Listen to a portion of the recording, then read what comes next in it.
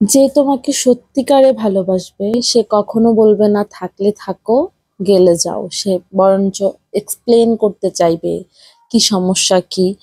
তো আজকে অনেকগুলো কথা বলবো কিছু জীবনের এক্সপিরিয়েন্স থেকে। তো চলুন ব্লগটা শুরু করি। হ্যালো এভরিওয়ান, কি অবস্থা সবার? আজকে হচ্ছে আমার বার্থডে দিনেরই ব্লগ, মানে দ্বিতীয় পার্টের। এটা হচ্ছে আমি বসুন্ধরাতে গিয়েছি, আমার গিফট কেনার কিছু নিয়ে থাকছে আজকের ব্লগ। সবকিছু শেয়ার করব পর্বে পর্বে, সারাদিন কি করেছি। তো চলুন আজকে আপনাদের কিছু কথা বলি।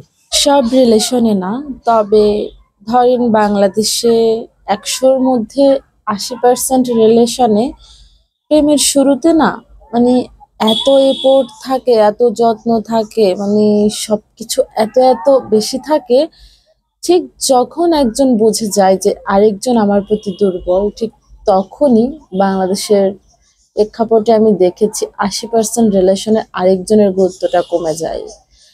একজন জোর করে টেনে হিচড়ে কিছু কিছু রিলেশন বিয়ে পর্যন্ত গড়ায়, কিছু কিছু রিলেশন বিয়ের আগেই থেমে যায়, দ্বিতীয় পক্ষ বাজেভাবে ঠকে যায়। সেটা কেন জানেন? যে আপনাকে ভালোবাসবে সে কখনোই বলবে না যে আমি এটা করেছি ওটা করেছি, এগুলো তোমাকে কফিয়ত দিব না। যে আপনাকে ভালোবাসবে সে আপনাকে বারবার কফিয়ত দিবে, সে আপনাকে, আপনি যাতে ভুল না বোঝেন সেটা বারবার বোঝাবে। তার সমস্যা থাকলেও সেটা আপনার কাছে বারবার এক্সপ্লেন করবে। আমাদের সমাজে আমি অনেকগুলো রিলেশন ভেঙে যেতে দেখেছি এক্সপ্লেন বা কমিউনিকেশনের অভাব। আমরা না অনেক বেশি স্বার্থপর, অনেক বেশি স্বার্থপর। যেই রিলেশনে যত বেশি বেহায়া হওয়া যাবে রিলেশনটা তত স্মুথলি চলবে। আমাদের মধ্যে ইগো বেশি থাকে, যে আমি এর কাছে ছোট হব, আমি সরি বলবো। যে কথাটা খুব সামান্যভাবে সরি বলে মিটমাট করে নেওয়া যায়, সেটাকে আমরা অনেক দূর পর্যন্ত টেনে নিয়ে যাই। সরি খুব ছোট্ট একটা ওয়ার্ড হলেও এর গভীরতা অনেক বেশি। যে কোনো সম্পর্কের ক্ষেত্রে আপনি একটা ছোট্ট করে সরি বলেন, দেখবেন অনেকটা রাগ গলে যাবে সেখানেই। এই সরিটাই না আমাদের মুখ দিয়ে আসে না, বিশেষ করে আমাদের মেয়েদের ক্ষেত্রে তো একদমই না। সব মেয়েদের কথা বলছি না, কিছু কিছু মেয়ের ক্ষেত্রে যারা রিলেশনে আছেন তারা বলতে পারবেন যে হচ্ছে আমরা অন্যের দোষটাকে অনেক বড় করে হয়তো দেখার চেষ্টা করি, কিন্তু আমি যে দিনের পর দিন অনেক দোষ করে যাই, সে কিন্তু সবকিছু ভুলে আমার কাছে আসে। তাহলে আমি কেন সবকিছু ভুলে তার কাছে যেতে পারি না?